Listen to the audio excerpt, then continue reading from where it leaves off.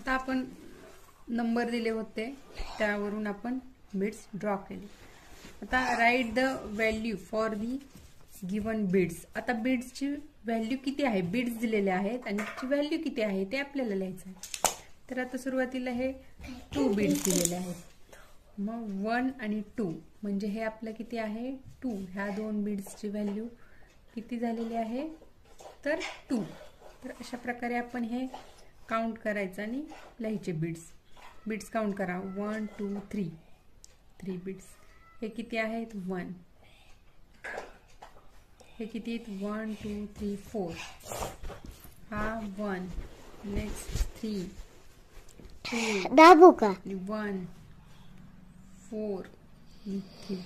अशा पद्धतीने आपण 1 to 5 बीड्स ड्रॉ केलेले आहेत आणि नंतर दिलेल्या बीड्स वरून आपण त्याची व्हॅल्यू पण काढलेली आहे.